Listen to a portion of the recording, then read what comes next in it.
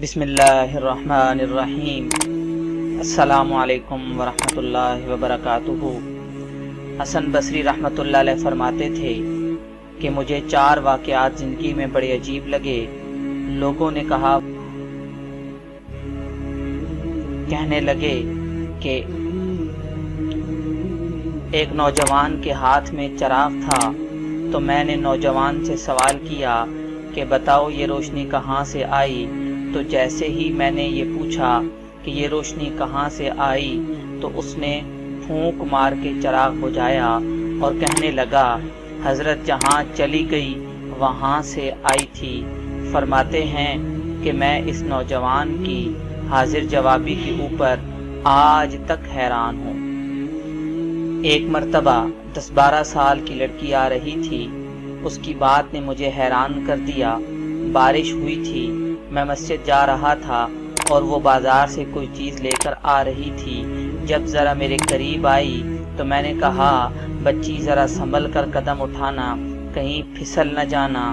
تو جب میں نے یہ کہا تو اس نے آگے سے یہ جواب دیا حضرت میں پھسل گئی تو مجھے نقصان ہوگا، آپ ذرا سنبھل کر قدم اٹھانا، اگر آپ پھسل گئے تو پھر قوم کا کیا بنے گا؟ کہنے لگے کہ اس لڑکی کی بات مجھے آج تک یاد ہے۔ اس لڑکی نے کہا تھا کہ آپ سنبھل کر قدم اٹھانا، آپ پھسل گئے تو پھر قوم کا کیا بنے گا؟ ایک مرتبہ میں نے ایک مخنث کو دیکھا، جب اسے پتہ چل گیا کہ اس نے مجھے پہچان لیا تو مجھے کہنے لگا کہ میرا راز نہ کھولنا، اللہ تعالیٰ قیامت کے دن تمہارے رازوں پر پردہ ڈالیں گے۔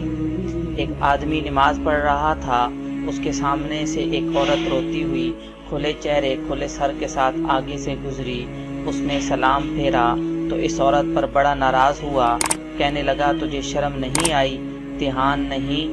ننگے سر کھلے چہرے کے ساتھ میں نماز پڑھ رہا تھا تو میرے آگے سے گزر گئی۔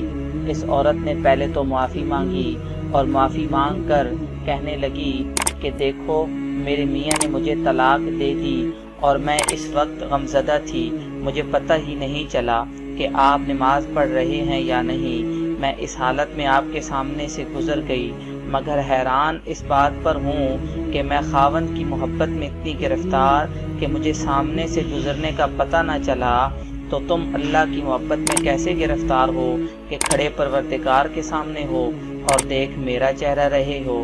حسن بصری فرماتے ہیں کہ اس عورت کی بات مجھے آج تک یاد ہے، اور واقعی ہی ہماری نماز کا یہی حال ہے۔ نیچے منزل پر اگر نماز پڑھ رہے ہوں اور اوپر کی منزل میں اگر کوئی ہمارا نام لے دے تو ہمیں نماز میں پتہ چل جاتا ہے کہ ہمارا نام پکارا گیا۔ ہماری نماز کی توجہ کا عالم ہونا یہ چاہیے تھا، دل دے جو تیرے عشق کا گھر ہو، اللہ وہ دل دے جو تیرے عشق کا گھر ہو، دائمی رحمت کا تیری اس پر نظر ہو، دل دے کہ تیرے عشق میں یہ حال ہو اس کا، محشر کا اگر شور ہو تو بھی خبر نہ ہو۔